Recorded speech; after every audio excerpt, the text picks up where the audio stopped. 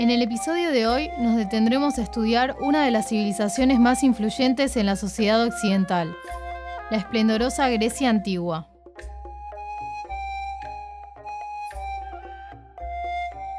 En la época de su apogeo se han formado las grandes ideas que son hoy lo esencial de la civilización: la patria, la ley, el arte, la ciencia y la filosofía, entre otras.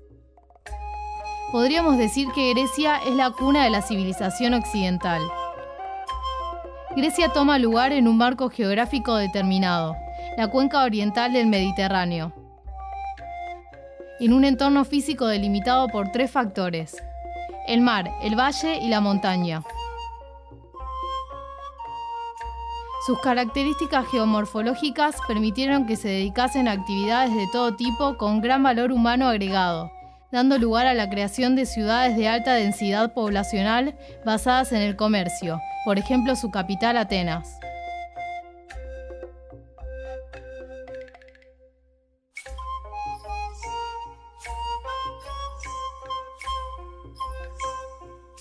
Como contexto histórico, Grecia se sitúa entre el siglo VIII a.C. al siglo II después de Cristo. Esta civilización griega surge de la cultura micénica.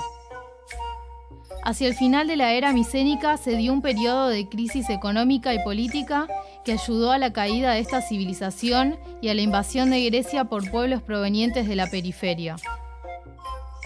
A partir de ese momento comienza un periodo que se conoce como la Edad Oscura, que va desde el siglo XII a.C. hasta el VIII a.C. aproximadamente. En el curso del siglo X se produjo un proceso de urbanización hasta llegar a formar las conocidas polis, las grandes ciudades griegas de ese entonces.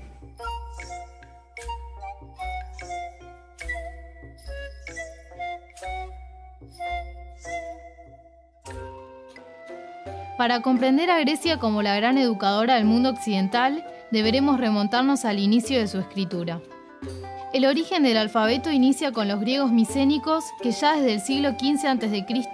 utilizaban un tipo de escritura por sílabas, que desaparece junto con su civilización, dando lugar a los primeros testimonios escritos del alfabeto griego hacia el siglo IX y VIII a.C.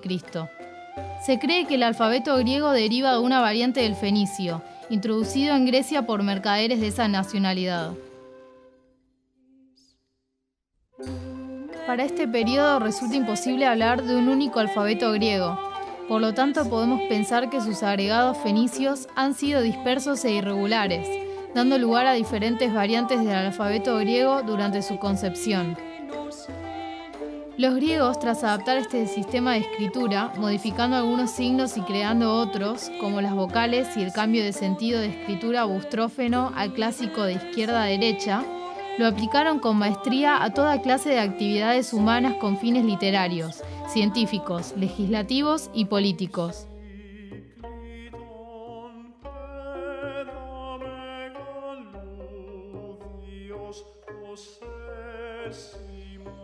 La sociedad griega antigua pretendió extender a todas sus artes y expresiones los principios de racionalidad que estaban vigentes en ese entonces.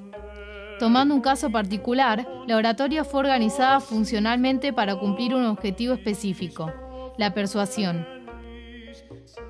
Los griegos creían firmemente que el interés de la humanidad sobre la comunicación correspondía con la intención de instalar los deseos del orador en su audiencia, y notaron que ciertas técnicas de utilización del lenguaje eran más efectivas para lograr tal fin. A esta disciplina dieron el nombre de retórica. Su origen no está vinculado a lo literario, sino a lo judicial, y estrechamente relacionado con lo político. La palabra pública y libre se relaciona con la retórica.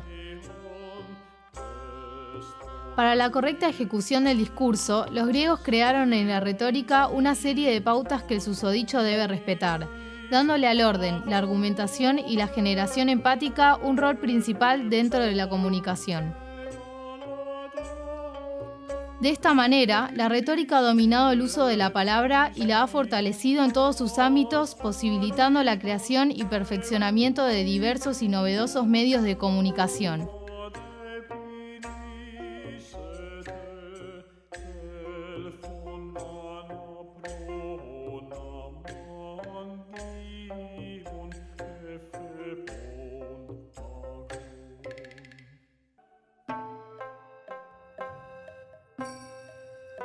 La comunicación ha encontrado diversas variantes para suceder gracias a la Grecia antigua. Podemos citar al teatro como medio de comunicación y expresión, ya que representaban historias relacionadas con los dioses. El teatro griego nació en Ática a partir de las danzas y cantos corales, que se celebraban en primavera durante festivales en honor del dios Dionisio. Estas jornadas eran de sumo interés para el Estado, y era este el que se encargaba de pagar los gastos. Es en Grecia donde aparecen dos claras variantes del teatro, la comedia y la tragedia. En las comedias solían burlarse de políticos y dirigentes a quienes veían como ridículos o pedantes. Y es en la tragedia donde se representaban historias memorables sobre héroes, villanos y dioses.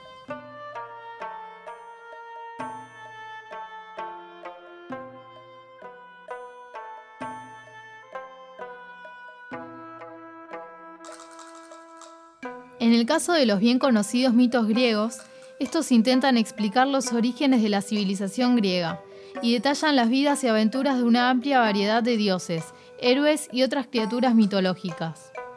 La mitología griega ha ejercido una amplia influencia sobre la cultura, el arte y la literatura de la civilización occidental y sigue siendo parte del patrimonio y lenguaje cultural occidentales. Poetas y artistas han hallado inspiración en ella desde las épocas antiguas hasta la actualidad. Sin duda, los mitos y la religión han tenido una fuerte incidencia en la edificación arquitectónica de Grecia. Grandes templos fueron construidos en honor a dioses donde los fieles realizaban ofrendas, y podemos encontrar en artes figurativas, tales como cerámica pintada y ofrendas votivas, una importante fuente de detalles sobre la mitología griega, donde dioses y héroes se encuentran presentes en la decoración de muchos objetos.